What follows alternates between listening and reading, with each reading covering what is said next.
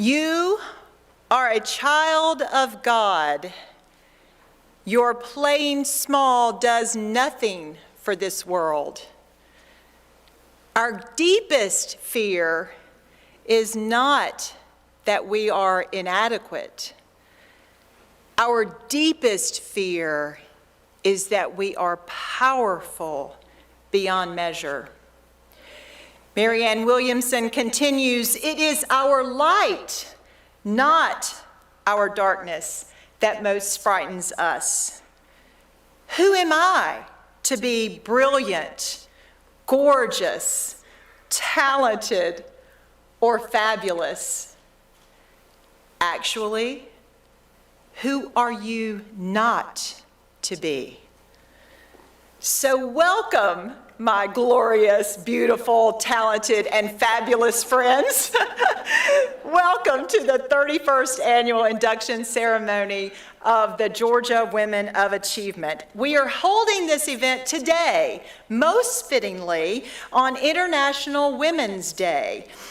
Yes, indeed. I'm Penny Elkins, and I am humbled to lead this incredible organization of amazing women to support their legacies throughout Georgia and certainly throughout this nation. Georgia Women of Achievement has three primary goals. We aim to honor influential women of history, to inspire all of us, today's citizens, to utilize our talents to strengthen this world, and to educate young people to utilize their talents and build a stronger and better tomorrow. That educational mission is central to all we do at Georgia Women of Achievement. You'll notice we've got some seats over here that are reserved to my right.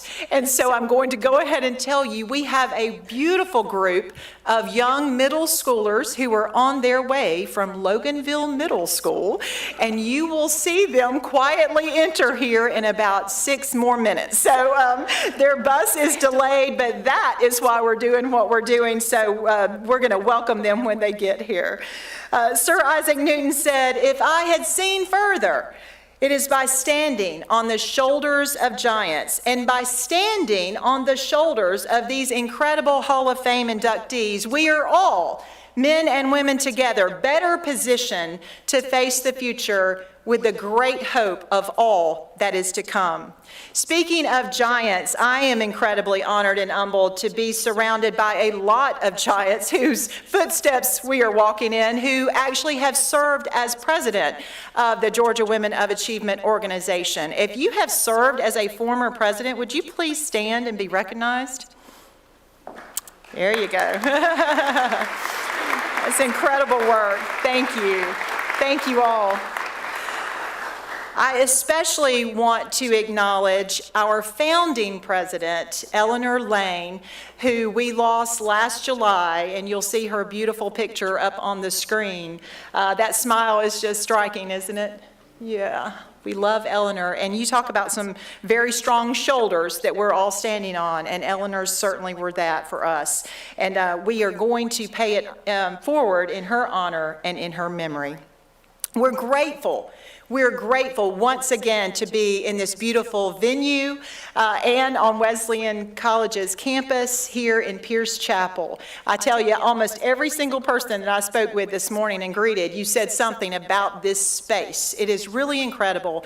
And we've had a long-standing partnership, as many of you know, with Wesleyan. So I want you to meet another president this morning, not of GWA, but of Wesleyan College. And she is my friend and colleague and an amazing leader, and we're all in support of you, Megan. So help me welcome President Megan Blight to give greetings from the college.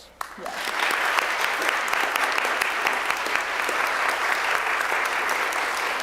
Thank you, Penny, and good morning and welcome to the 2023 Georgia Women of Achievement induction ceremony. I'm Megan Blight, the new president of Wesleyan College, and in July, I will become a new trustee of the Georgia Women of Achievement. Thank you. It's an honor to be part of two of these both organizations.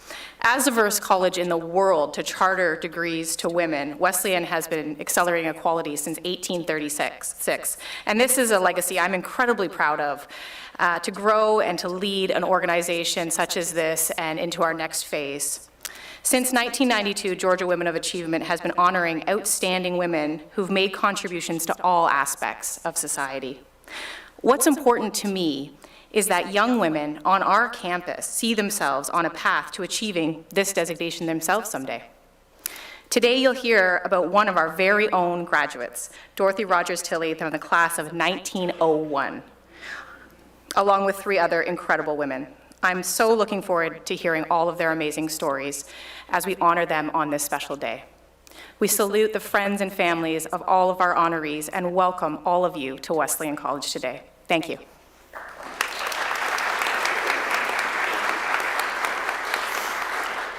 Thank you, Megan. Don't you love how we wrote into her script that she's going to join us in July? Thanks. Appreciate that, Megan. So anyway, we are delighted to be here and to be surrounded by a great group. We couldn't do this work. You all know this is all our volunteer work. This is not our, quote, real job to do this. And we're surrounded by a volunteer board of trustees who, when I say volunteer, they are a working board, my friends. So if you would like to join us, please do. But they work really hard on behalf of this organization. So I'd like to ask all of our board of trustee members to please stand. Yeah, let's give them a hand. Thank you. If there are former Board of Trustee members in the audience, would you too please stand and be recognized? Yay! There. I was about to say, don't make me point you out because I know you're there. That's right. Fantastic. Each year, you all, many of you might not know our process, but each year we actually receive nominations from the greater good. So, by the way, if you think of amazing women as we're progressing through the program today who should be nominated, please go to our website and do so. That's a big part of our organization. But our Board of Trustees, we actually don't choose that nominee. The Board of Selections, which is an independent board, actually recommends those nominees to us. So you talk about it, we couldn't do our work without our board. Those Board of Selection members are great historians and take their work extremely seriously, and so we want to acknowledge them as well. We have some current Board of Selections members, and I'd like to ask them to stand. And also, if you've ever served on the Board of Selections, I'd ask you to stand too. Here are our current ones right here. Yes, good. And we got some over here. Yeah. And anyone else who served on that board. Thank you all so much. The final group that I would like to acknowledge, which they don't want me to, but I must, and it's a dynamic duo, and they're in the back of the room, so I need both of you to come in here, are President Blight's executive assistant, Denise Holloway, and my executive assistant, Deborah Robbins, who you all know. You've got to have the backbone behind you, and these folks are certainly doing that. Y'all come up and just accept a little token of our appreciation from you.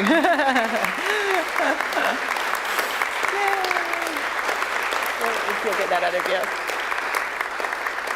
Thank you so much to both of you. You were set up. Thank you. We appreciate you. Okay, consistent with Mrs. Carter's initial vision for this organization, it now gives me great pleasure to actually invite you to hear the stories of these powerful women that we will honor today with our Hall of Fame induction. These videos are incredible. I say this every year, y'all, but sit back because you're about to be in for a real treat. I'm also going to tell you something about these videos. These women are so incredible. These videos are pretty substantive. So they're 10 to 15 minutes long, so just sit back, enjoy it. But what I want you to do is this. As you are listening and watching these stories of the powerful women, I want you to think of one, maybe two salient points that you want to take away from each of their stories to tell to someone else to inspire them. That is why we are here. That is part of our mission, and I want us all, including myself, to engage in that. Now, as we are greeting our middle schoolers who have just arrived, I want to take a moment to acknowledge an individual who, again, wants no acknowledgement, but she must be acknowledged. The person who produces, she writes, she produces, she interviews, she does everything for these videos. Tina Calhoun, where are you? Where is she? Stand up. Yay, look, see? She is so incredibly humble. Tina is so incredibly humble, but I want you to know in front of your mom and dad, who are both with us today, how appreciative we are of your daughter and all that she does for this organization. It really is a passion project, and she does it for little or nothing, and really in support of what we do to honor these incredible women. Okay, if you'll let these sweet middle schoolers in, we are welcoming them. Y'all, let's clap for them as they come in. Yay, we're glad you're here.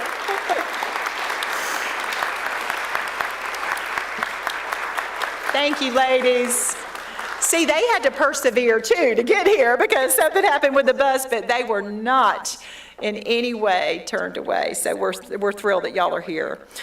Okay, friends, let's now turn our attention to these four incredible women who will be inducted today. My colleagues are going to help me do that, and my first person that I will call to help me is Stella Williams-Bailey, who is one of our Board of Trustee members, long time, and she's going to help us honor our first inductee. Thank you, Stella.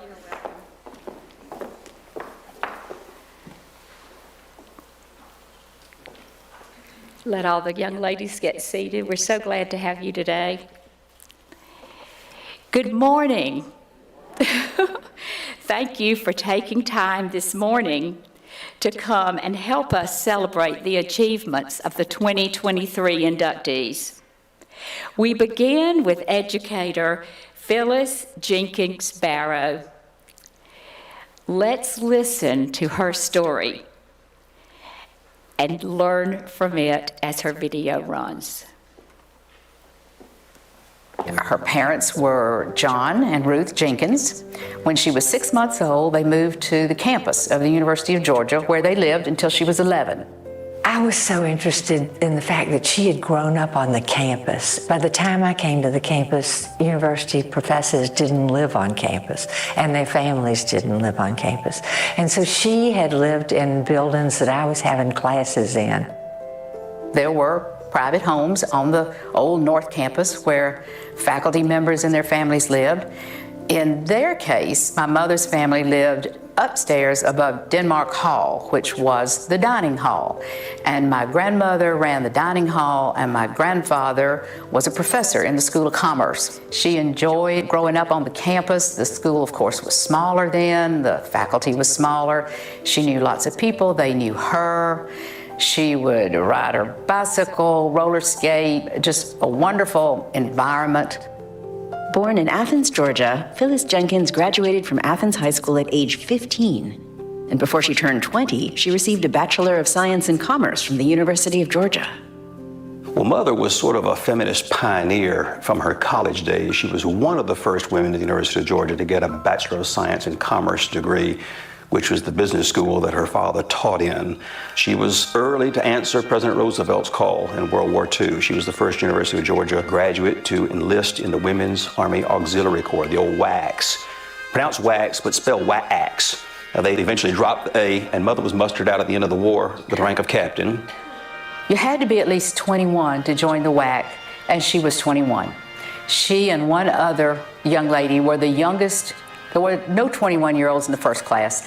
They were the two 21-year-olds in the second class. She had had no experience with the Army. The other woman was an Army brat. So it was a new experience for her, and as she said many times, Fort Des Moines was cold in the wintertime.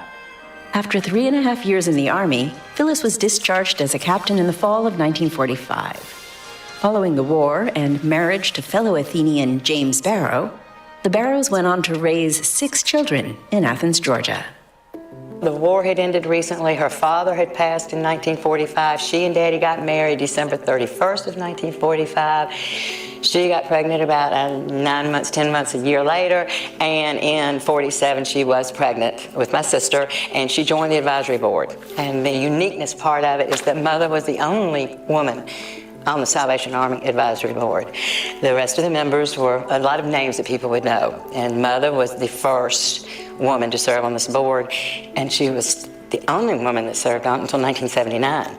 My mother established the League of Women Voters in Athens in 1947. There was no functioning league at the time, and in those early heady post-war years, my mother was the person to help organize the League of Women Voters. The very next year, she started the local chapter of Athens Area Democratic Women.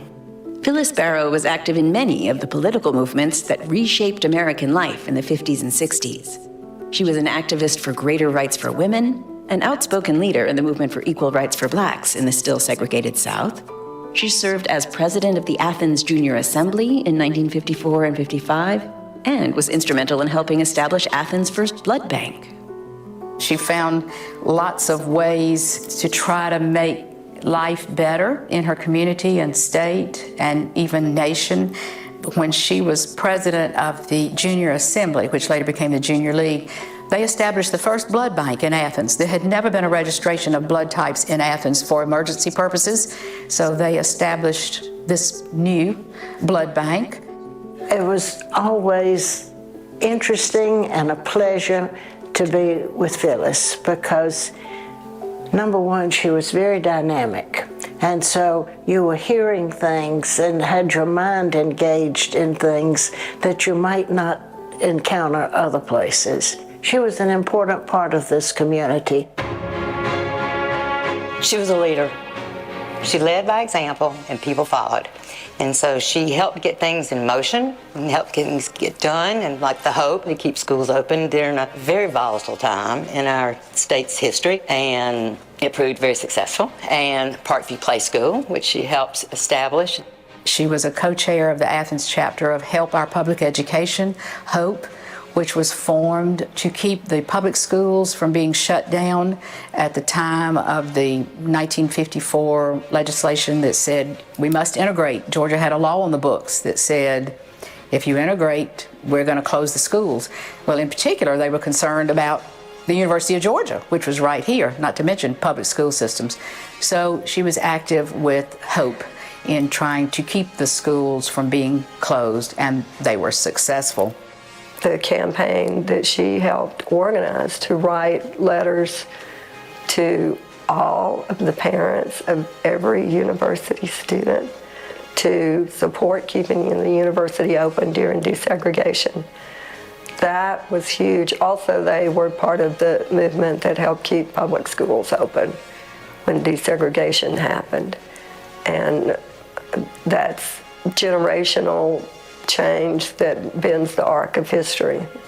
I enjoyed so much that we started at the University of Georgia the same year. I started in '64, she started teaching in '64. We would see each other on the campus. I would stop by her office. It was a nice beginning to my college career. Hers, of course, lasted much longer than mine. I was only there 4 years. She was there 24. I was fortunate enough to be a student of Phyllis Barrow's at the University of Georgia, and in all my time there, she was the only professor or instructor who brought every single student into her office for a private conversation. And it wasn't just academic. I mean, she would ask about where you're from and where you plan to go in the future and any way she could help. And she kept little index cards on every single student. But years later, when she retired, we were able to use those cards. There were 10,000 students she had taught. Use those to endow a scholarship in her name. We were hoping to do one, but we did two because so many people remembered her so kindly. I met her during the '64 campaign. I was trying to get involved in the campaign just in a small way to help where I could, and I believe she might have been the chair of the Democratic Party in Clark County then. When I started trying to get involved in that campaign, that's when I met her, and we just became friends. I actually took her class, Contemporary Georgia, in the fall of 1981. And there were, I would say, about 200 students in the class. And she was really a commanding presence You know, usually in a class that big, there'd be noise around, having to really concentrate to hear, but not in her class. Everybody was quiet as a mouse.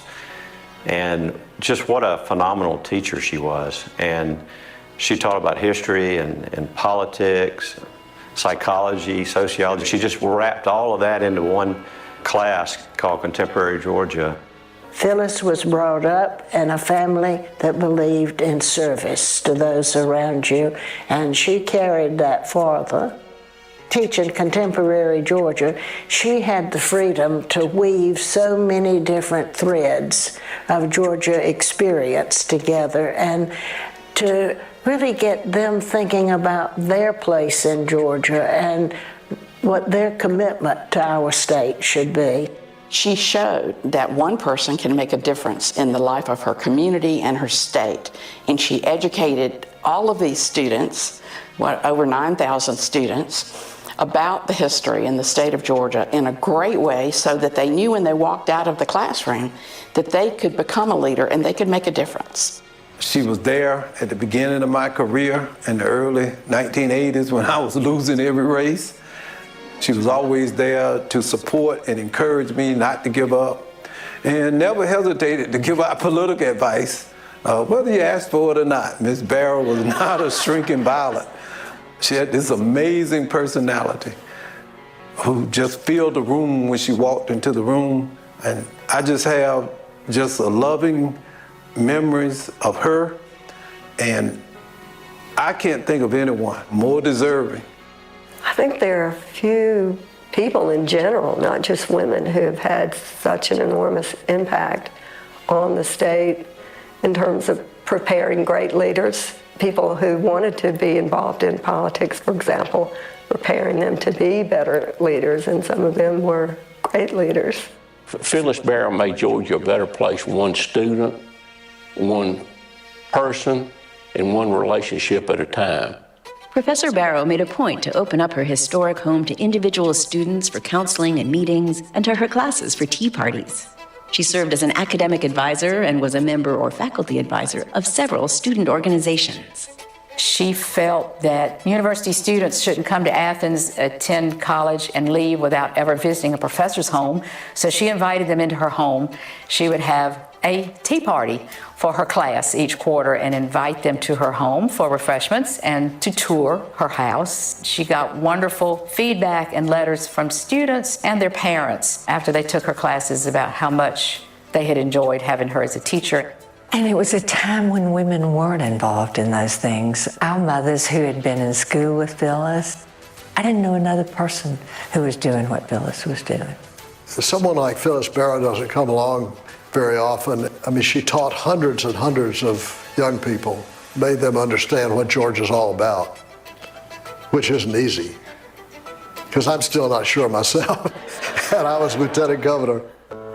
I grew up in a segregated town, in a segregated world, and Judge Barrow, Mrs. Barrow, the Barrow family was one of the first, if not few, white families to literally reach out to African Americans in Clark County and to advocate on the behalf of black people in a very segregated world.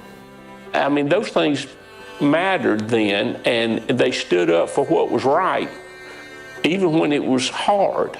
And it would have been hard, and it would have been hard for people of that generation to fight the economic, the social barriers, and all things.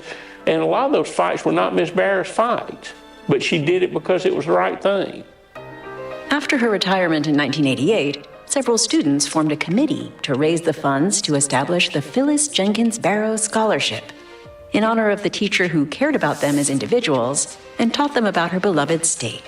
The scholarships are still at the University of Georgia. They're still given in her name. I'm a great fan of the University of Georgia. I graduated from there. But there were also classes whose teachers wouldn't have a clue who you were. She was just the opposite. She wanted to make sure that even if you weren't planning to go into something that necessarily interested her, she wanted to make sure that if there was anything she could do to help, she was happy to do it. She was taken seriously. There was never a doubt that she was up to whatever job she took as a committee woman or a leader. And she was that policy kind of person that could really get down into the nitty-gritty and make progress. Phyllis Barrow represented her state and nation when she was chosen in 1990 to participate in the Georgia to Georgia Friendship Force exchange program, spending 2 weeks with a family in Soviet Georgia. At that stage in your life, you think you've seen it all and you know it all, to be willing to humble yourself and at the same time realizing you're representing 250 million people back home. Because the only impression these folks are going to have of America is what they get from the people that are staying in their homes for 3 weeks. It's a huge lesson for all of us as to what we need to do in order to build better relations. Not just in your community, not just with your students, not just in your state and country, but around the world. The notice of Phyllis Barrow's death in 2009 appeared on the front page of the Athens Banner-Herald, reflecting her lifelong contribution to her county, state, and nation. The most important thing I think about Phyllis Barrow is her impact on other people and how she inspired other people to be the best they could be. And that is a wonderful legacy. She kept doing as long as she could. We were all so fortunate. Anybody that was in her orbit was fortunate. She took part in so many major movements of the 20th century.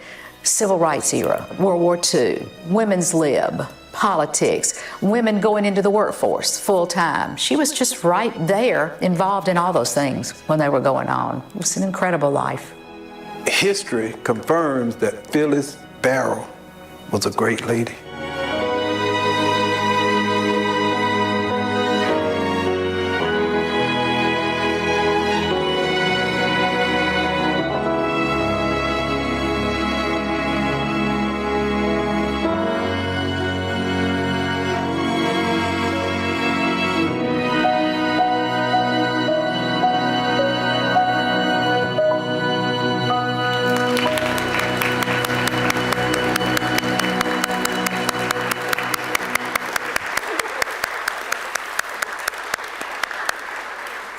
What a wonderful video of this amazing woman. I knew her, not very well, but anyone at the University of Georgia knew Mrs. Barrow and Judge Barrow and the family. It was wonderful to watch that tribute to her. If you are a friend, family, or supporter of Phyllis Barrow, please stand and be recognized.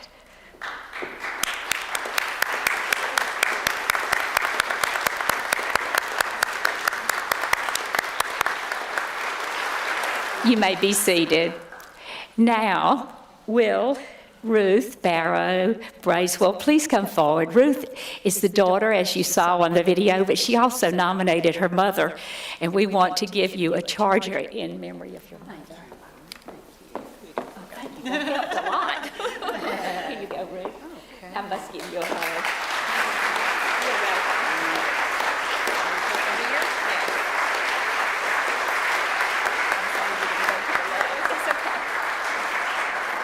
Say something else. Okay. Now, I would like to introduce Cindy Costello Busby to the podium to introduce our next honoree. Cindy.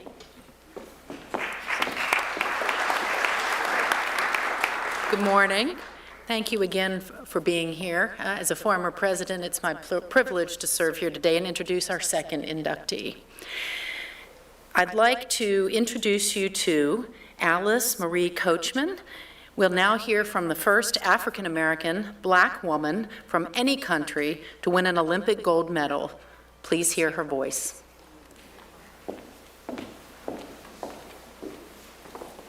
We see Alice as a symbol of victory, but a symbol of physical victory, moral victory, and social victory, who is still inspiring young Black women today. Let me share this with you. If you believe and work hard to achieve, victory is yours to receive. I got that out of one of those books. This is, of course, a quote from you. Determination. Determination.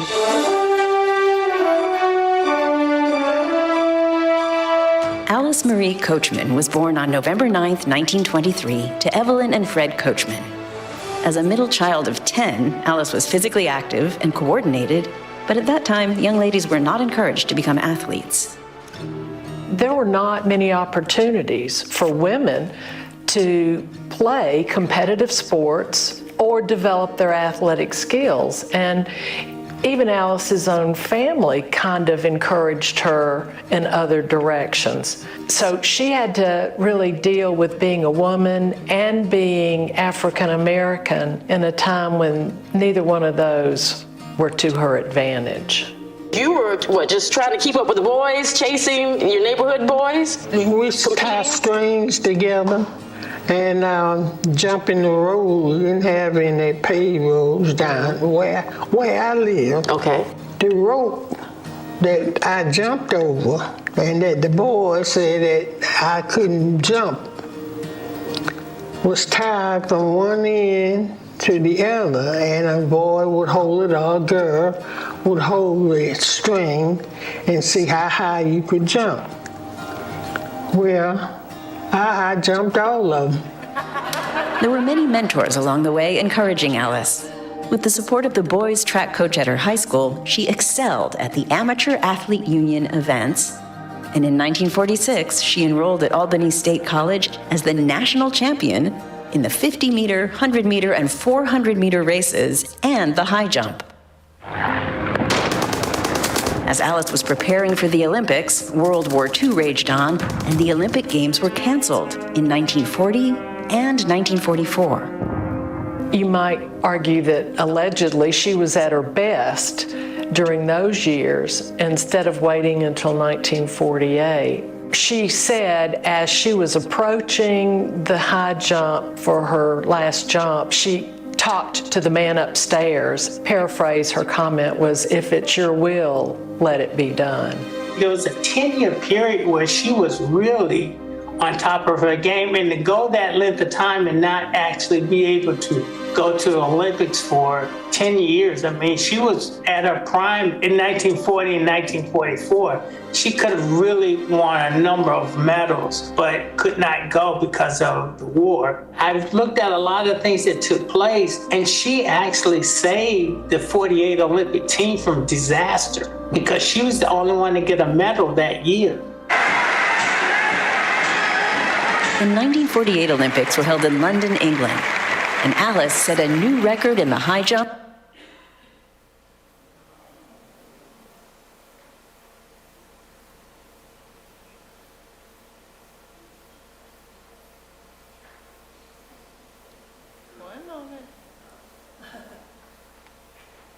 We see Alice because she was the only one to get a medal that year.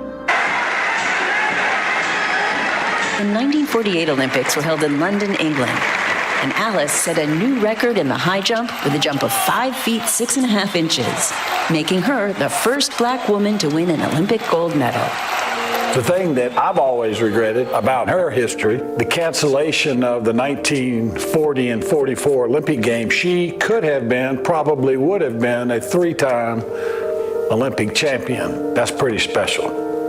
Already one of the great top 100 Olympians, period, of all time. She would have beat them all, I'm certain.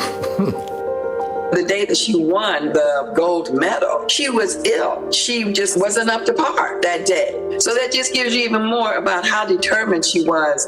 And the stories that you'll read about of her running on dirt roads with no shoes, and the tomboy in her, and challenging the young boys and beating them in different sports. And it was just a determination. And I was like, Alice, you were sick. She said, I was so sick, I didn't think I was going to be able to make it. But she got out there on that field and she won that gold medal. And she was injured. She actually had a twisted ovary at the time, and her doctor told her not to practice until the day of the meet. And so they asked Olympic doctors to take a tube out just before she competed. If you take a look at what they jumped in, they didn't have these big bags that they jump in now. They were actually jumping right onto the ground. She was actually hurt a lot. In 1952, Alice was invited by the Coca-Cola Company to become the first black spokeswoman to earn an endorsement deal. It was a natural fit. Coca-Cola was a hometown product, and so was Alice. And that was really impressive for her to have achieved that acclaim. She did speak of the other black athletes, the other ladies that were there. They were not competitive at that point. They were there together, challenging all the different outside obstacles that they were facing, and very strong in her commitment and to not let people down. The coaches and her family and people from Albany that believed in her and supported her. So she really realized how much the weight of what she was doing was on her shoulders, but she also was that competitive. In 1948, after being awarded the gold medal by the King of England and meeting President Truman at the White House and going through her victory parade from Atlanta to Albany, the audience in the Albany Hall was segregated and the white mayor refused to shake her hand. When I got back to Georgia, the mayor didn't shake my hand. So I had to settle with coming from shaking the King of England's hand to hometown where there weren't any handshake. It was segregated, I understood. From when she first got started, there was some adversity. But what she's always said is there will always be adversity when you try to accomplish a goal. You have to make a choice about whether you're going to allow that adversity to keep you from reaching your goal. Even as a teacher, she tried to teach that to her students and her athletes that she worked with, and she passed that along to my sister and I. Alice Coachman is included in numerous halls of fame, including the Georgia Sports Hall of Fame, the National Track and Field Hall of Fame, and the U.S. Olympic and Paralympics Hall of Fame. Her combination of a gold medal and 10 consecutive U.S. championships has never been duplicated. She was way before her time. To be somewhere where some people think, should she really be here? And at the same time, exit that stage from the top platform, number one, is pretty special. And it doesn't happen often in our lifetimes. Atlanta. When Atlanta got the Olympics, of course, the Georgia people wanted as many Georgia Olympians involved as possible. So they knew my mother was a Georgia person, that they wanted her to be involved, but they wanted to get all of the information about each Olympian and what they did and how they were involved in the Olympics. And my mother needed something that was professionally done to send in. So she asked me to pull together some information to send to the Georgia Olympic people. But I didn't know a lot about, what she had done. So I started to research her, and I said, this lady did pretty good. Of course, we had our Andrew Youngs and our John Lewises and our other great Atlantans that they had heard of, but we didn't have that many athletes that they perhaps had a connection with or knew of. And of course, Alice Coachman jumped to the top of the list very quickly, and we invited her to come to this very special long weekend gathering of those many members of the International Olympic Committee. She allowed me to wear her gold medal. My brother and I have a picture in my book that has us wearing her gold medal. Now, if you don't think that was a thrill, to hold that gold medal and to realize what it took to accomplish that, to have that, she was just absolutely wonderful.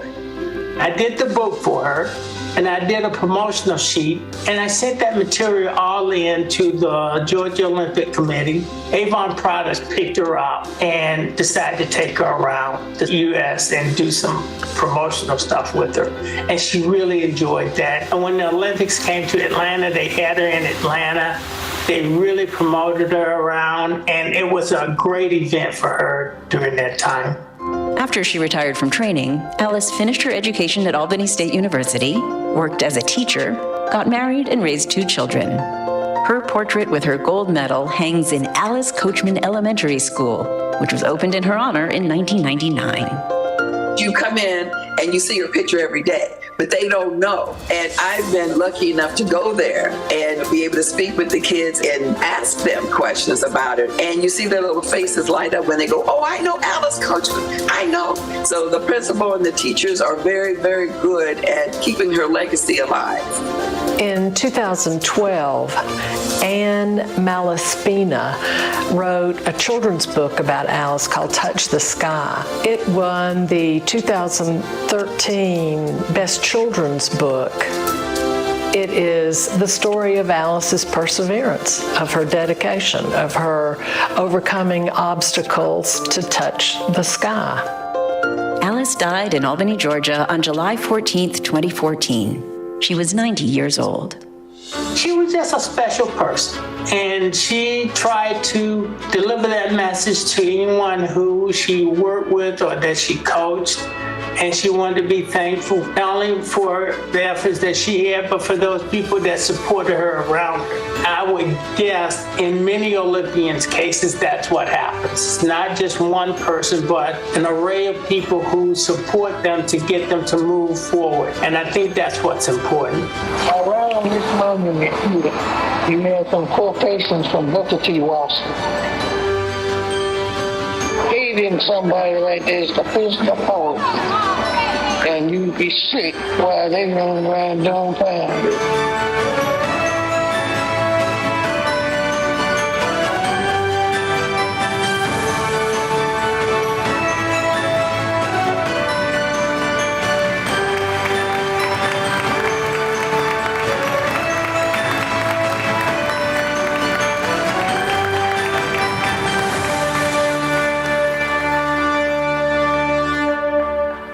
Now, on behalf of Alice Coachman, could we have those friends and family who are representing her today to please stand?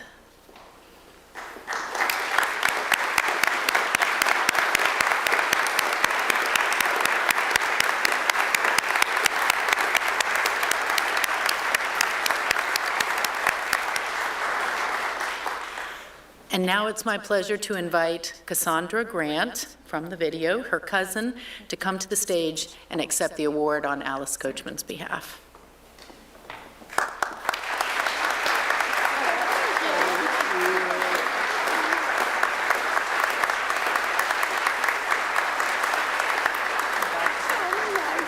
You did a great job. So perfect.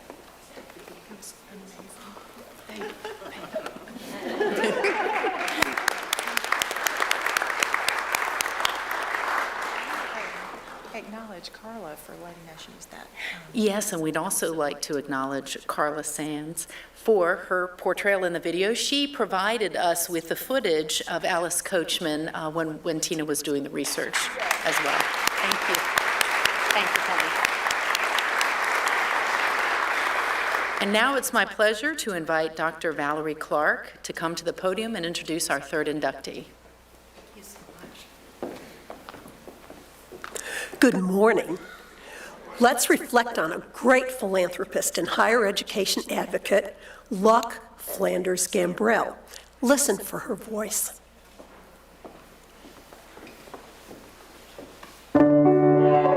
Luck Flanders Gambrell grew up in Swainsboro, Georgia, and never forgot the hometown she loved. The small town where her extended family before her farmed the rich soil of Emmanuel County would always bring Luck back home. Luck is the kind of a person that we meet precious few of people like her during a normal lifetime. In my perspective, Luck's greatest accomplishment was the vision that she had to create East Georgia State College. Obviously, her involvement spans years and years, generations. It is just almost impossible, and I say that sincerely, to sit here and talk about and cover everything she's done and everything she's meant to this community. Born in Augusta on January 17, 1930, to William Henry Flanders and Mattie Mooring Mitchell, Luck grew up in Swainsboro, attending the public schools of Emmanuel County. After losing her mother when she was only 12, Luck spent some of her happiest days at Camp Chattooga in Rabun County. She grew up right here in town in Swainsboro, and she went to public schools of Swainsboro. She lived on Church Street, and her elementary school was right down the street, so she walked to school every day. She loved her father very, very much. He was a little bit at a loss of how to raise these children without my wife. Her favorite thing in the world was going to Camp Chattooga, which is in Rabun County, and she had lifelong friends from Camp Chattooga. I consider that part of her education because she got used to being away from home and living away from home. Luck would later attend St. Mary's College and Duke University in Durham, North Carolina, where she graduated in 1950. She ended up going to St. Mary's, which was a woman's, the end of high school and the beginning of college, and she ended up wanting a little bit more, so she transferred to Duke University and spent her last 2 years of college getting her bachelor's degree at Duke. After she finished at Duke, it was a time in U.S. history, kind of the late 40s, early 50s, where there was more international perspective on everything. She fell in love with French language and wanted to learn more and wanted to perhaps work abroad. So she went to school at the University of Tours for a year to get French language training, and so she spent that year in France. In 1952, while studying for the Foreign Service examinations, Luck met David Gambrell, and the next year they married and settled in his hometown of Atlanta. She taught French at the Westminster schools and raised 4 children. Even living in Atlanta, as she and Senator Gambrell did for so many years, she and Senator Gambrell maintained this delightful home on the property adjacent to the college, and they came back continually for college events and community events like the Pine Tree Festival. She lived in Atlanta all the way to the end, but she spent a lot of time here. Every summer we came to Swainsboro. We spent the whole summer.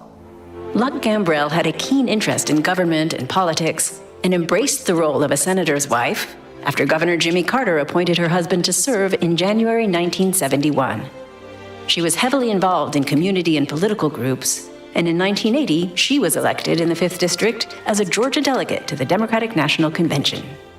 She claimed to be always a yellow dog Democrat and was a Democrat till her last breath. However, there were a lot of Republicans who represented Emanuel County and Swainsboro and who were wonderful people who cared about the community, and she was working hand in glove with those people and supporting all their efforts. Most people would probably say she's nonpartisan because she seemed to support everybody in what they were doing. The story that I was always told was that my dad got the good farmland and that she got the sandy land. She got more, but that it wasn't very productive. But in the end, she ended up being a better businesswoman. She never over-leveraged.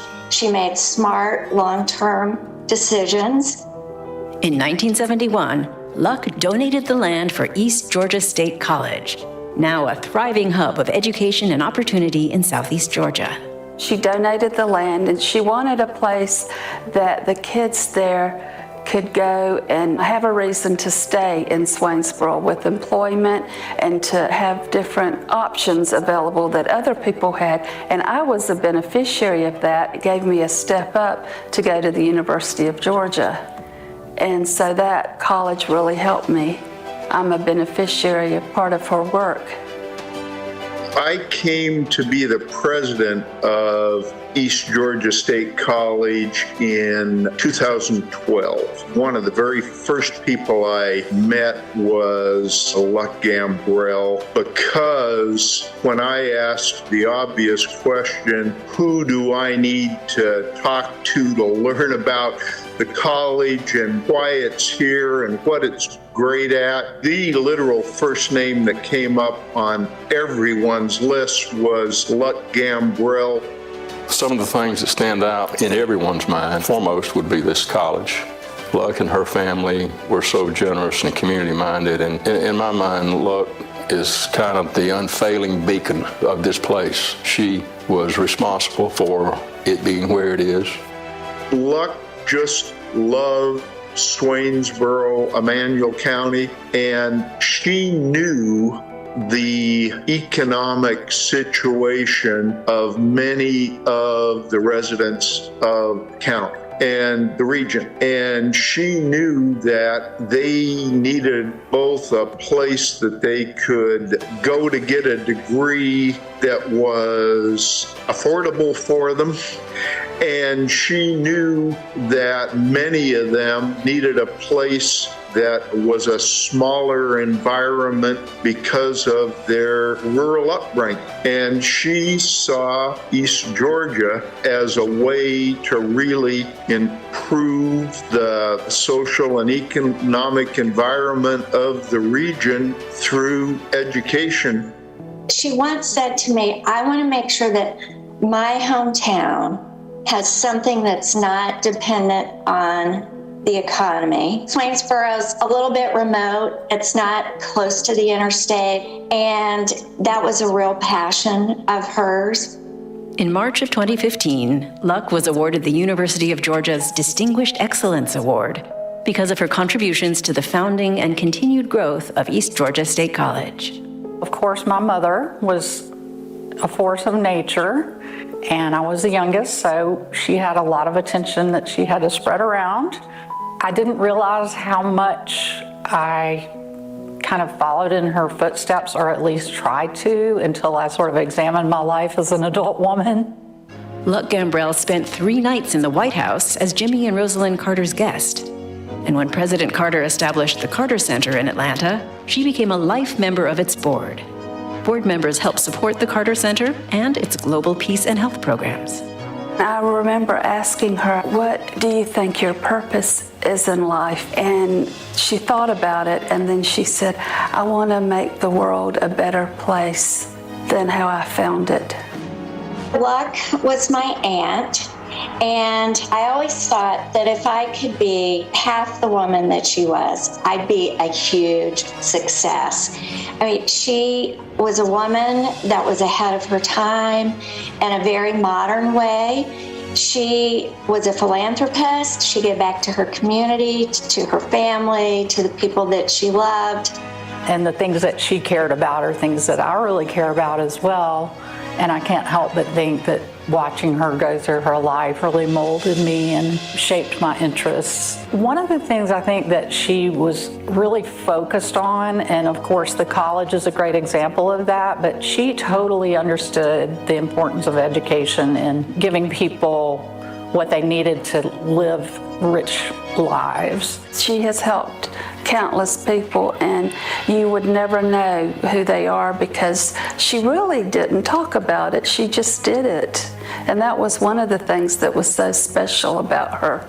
You've got to recognize that although she's gone, there's work ongoing right now that she started and that will continue. For it to be that important and that much a part of kind of the DNA of this part of the state is a great thing.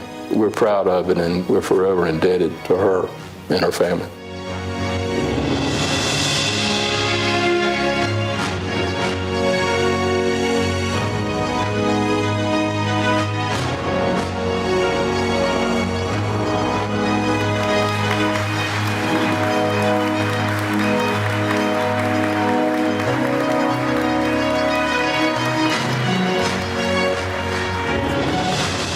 Would the family, guests, and friends of Luck Flanders Gambrell please stand now and be recognized?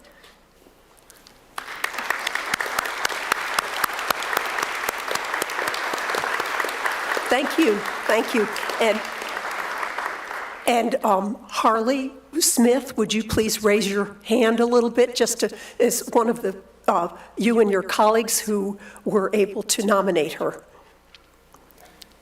Well, I'll tell you, Penny, Dr. Elkins, it's very easy, isn't it, to learn something and to be able to take away from these videos something that's just magnificent about these women. Thank you so much, all the families. It's just wonderful.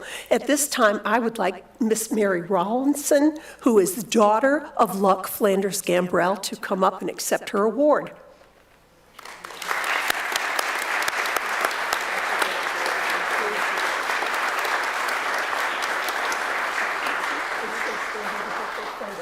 Let's go over here, all right?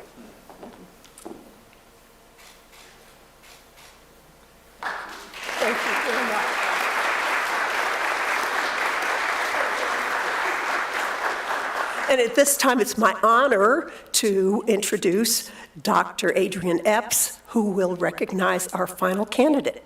Thank you, Dr. Epps. Good afternoon. It's 12:02. I actually get to say good afternoon to you. I checked my watch. It is indeed a pleasure to introduce our final 2023 inductee as an educator and trailblazer of the civil rights movement, Dorothy Rogers Tilley. Listen, you'll hear her voice.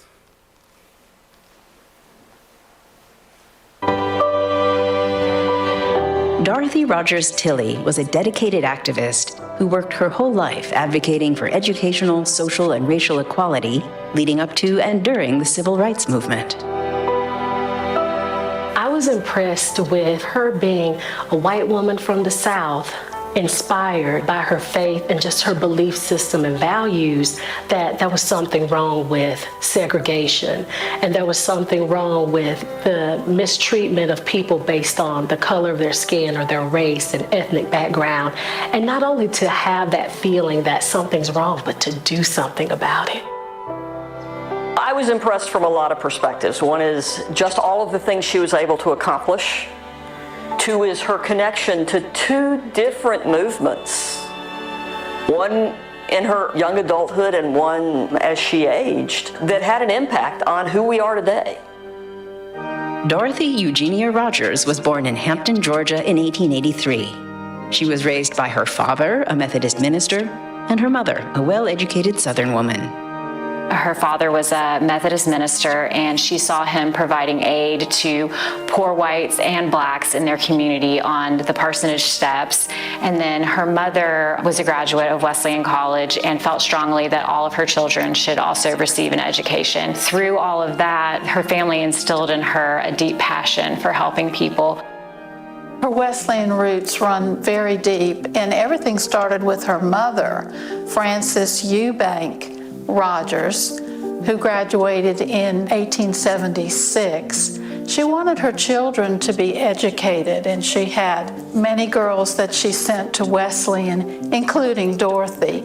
Dorothy had 4 sisters who attended the college. 2 of the sisters even served as professors at Wesleyan. Dorothy became president of the Children's Missionary Society at age 12. Graduated from Reinhardt College in 1899 and then from Wesleyan Female College in 1901.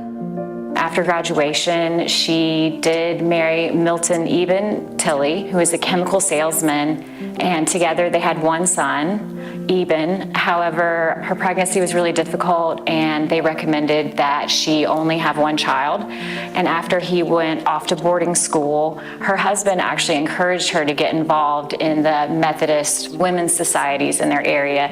So that's when she joined the Women's Missionary Society. After she graduated, she began work with the Methodist Church on the local level and then in the North Georgia Conference of the church, where she specialized in children's programs. She got involved in conferences at Emory and Blue Ridge and different institutions in the area, and eventually she would get involved with Payne College, which was an all-black Methodist school with an interracial board. It was actually there that she had her first dining experience where she ate with black citizens, which was unheard of at the time for a well-educated religious leader in her community to have an integrated luncheon. Dorothy worked tirelessly throughout her life to bring about racial understanding across the country. She worked statewide to establish schools and conferences for the betterment of Black Georgians, and used her regional connections to encourage other women to get involved. One great quote that we have from her, she said, "The hope of the South was her women, and that women had to be the interpreters and the shock absorbers to affect social change." And she's right. I know that Wesleyan is proud to claim her as one of our own. In 1931, Dorothy became one of the first Georgians to join the Association of Southern Women for the Prevention of Lynching. She traveled the country soliciting pledges from law enforcement that they would not tolerate lynchings, and provided information to the public. Today, someone might tell you the hope of the South is in the black women. But in Dorothy Rogers Tilley's era, it had to be the white voice because no one else would be listened to. Dorothy entered the national stage when she served on President Truman's Committee on Civil Rights, which produced a report of national significance to secure these rights. She was invited by President Truman to serve on the Committee for Civil Rights. She was the only white woman to be invited to serve on the 15-member committee and one of only 2 Southerners. Their perspectives as Southerners helped the rest of the committee understand the reality of what was happening in the South, and also to understand that the South wasn't the only region in the country that suffered from some of these problems. She not only looked at racial injustice, but also equality and equity for women. And of course you would do that as a woman yourself, you would want that. And so what I really like about her is the fact that she went out and did things personally. Like when it came to voting rights, she realized that the effects of Jim Crow wouldn't affect her like it would some of the black citizens. So she went with them herself to the polls and was encouraging other people to do the same. Truman's Committee for Civil Rights created the document to secure these rights, which advocated for the immediate end to segregation in schools, the end of the poll tax, and many of the civil rights that we have today. Dorothy Rogers Tilley was invited to speak all over the country.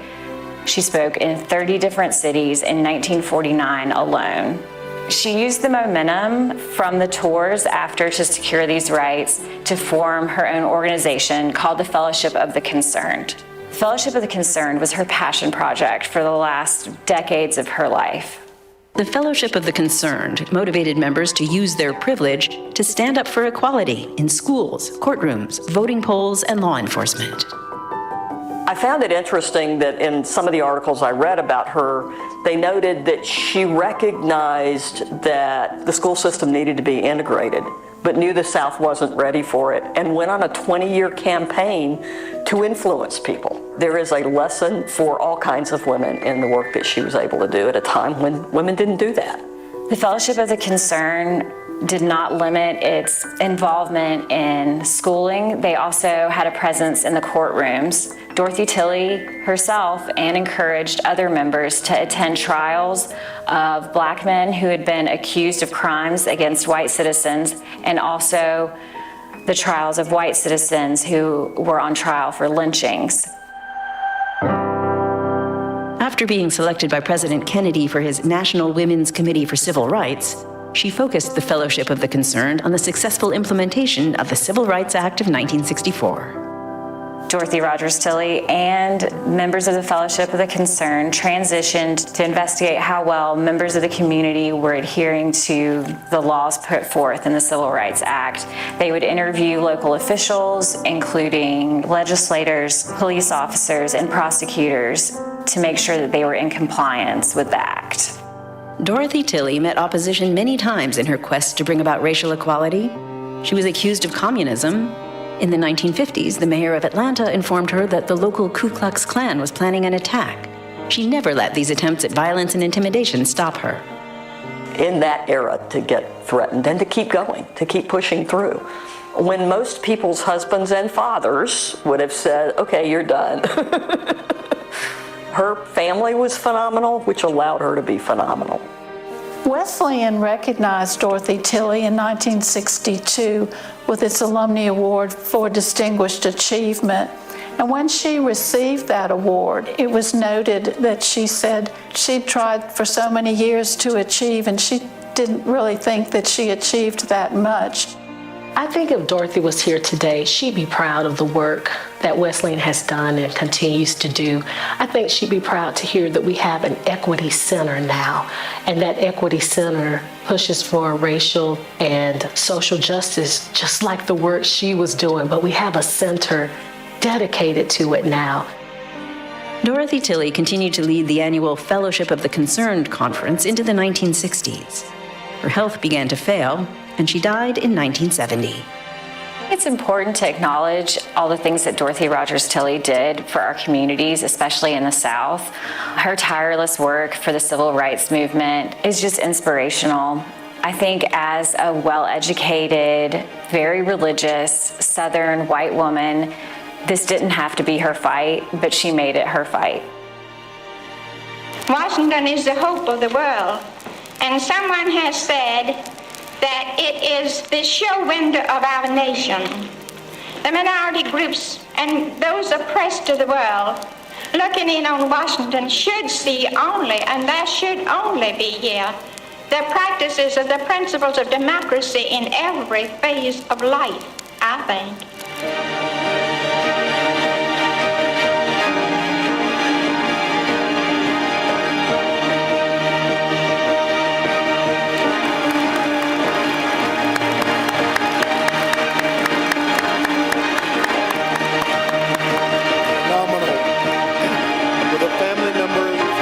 And guests of our nominee, please stand.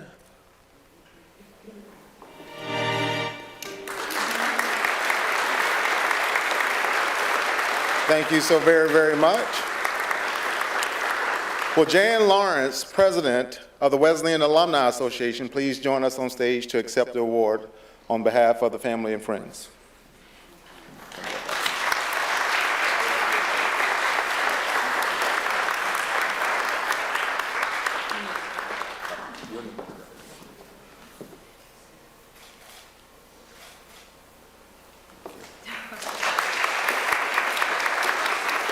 And I'll turn it back over to Penny.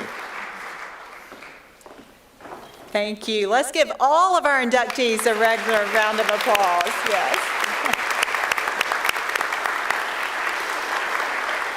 I don't know about you all, but I am inspired and just ready to go out and tell the stories of these amazing women. Speaking of amazing women, there's a full circle moment here. You might know that I serve, my day job is at Mercer University as Senior Vice President for Enrollment Management, and a long time ago, I can't remember how many years, but we won't say it, it's okay, I taught this young woman in her PhD program at Mercer University, and now Dr. Anita Mathis happens to be principal of Alice Coachman Elementary School. Is that amazing? Stand up, stand up, stand up, stand up. I love that. I love those full circle moments. That's beautiful. And then I want to invite my colleagues, Dr. Epps and Stella Williams-Bailey, to join me because we are in the presence of another living legend. And Dr. Epps, do you want to introduce, or Stella, please. One of you, go ahead. Adrian, please. Will Dr. Mary Early Francis please stand?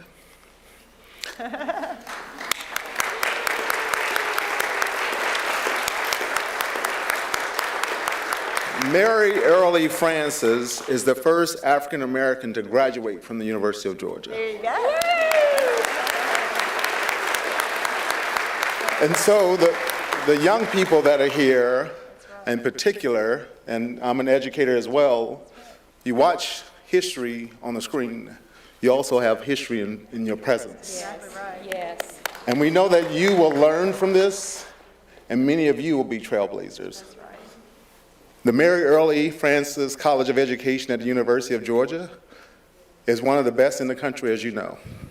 And I'm saying that as I'm the dean of the Bagwell College of Education at Kennesaw State University.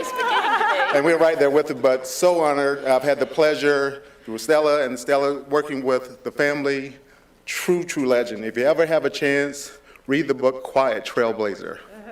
Beautiful story. That's beautiful. Gosh. Thank you, Amy. Thank you both for doing that. While we are thrilled that you have taken the time to be with us, it is our hope that we've achieved one of our goals today, and that is to educate you about these powerful stories. We invite you to share our mission and join us in this mission of these Georgia Trailblazers in not only telling this story, but also, y'all, our website has all of these incredible assets on it. All of the videos of all the now over 100 women are on our website. So please encourage folks to use those in your various clubs, organizations, and certainly in your schools. Okay, so a few logistics before we conclude. I know that many of you are going to join us at the luncheon. If you have in fact registered for that, please go ahead and do so. I'm going to invite someone up in just a moment to bless our luncheon, so when you get over there, just go ahead and eat. But nominators and families of those inductees, if you would stay back for just a moment, we want to get pictures of the entire group, okay? And I know you'll want to do that. 31 years of celebrating now over 100 women, and there are more stories to tell. So we're going to end with our words from Sheryl Sandberg, which continue to motivate us to move forward with great purpose. And here's her quote: "We want a future where there are no women leaders. We want a future where there'll be just leaders." Amen. The Georgia Women of Achievement has benefited greatly from one individual leader, and that is our trustee emeritus, Abbott Massey. And isn't that the truth? Yeah, give him a round of applause, please. And you talk about someone who supports women and this organization. I usually ask from the podium, how many of us are here because of Abbott? Yes, everybody raises their hand. It's amazing. He is loved and cherished by all, and Abbott is going to come forward and bless our lunch for us. And after the blessing, we are adjourned. Thank you. I got to give you a hug. GWA President Penny Elkins has thanked everyone else. Now let's hear it for our great leader.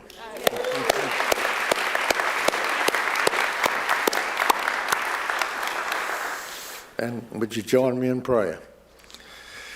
Our all-powerful and loving Lord and Savior, we come with praise and with thanks for so many things, for this incredible combination of Georgia Women of Achievement, this event, and the videos, for the remarkable honorees and their family and friends, for Jimmy and Rosalind Carter and their amazing service and inspiration here and around the world, for the food we will receive shortly in a country in which the supply is abundant, and the many of those in the long chain who made it possible.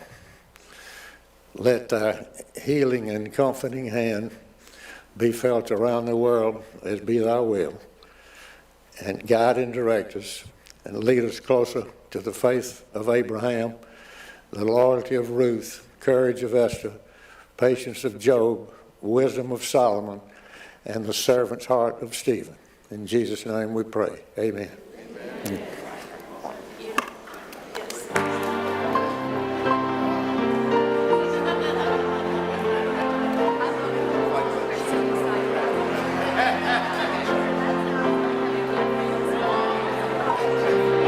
Nominees and families, we will start with, who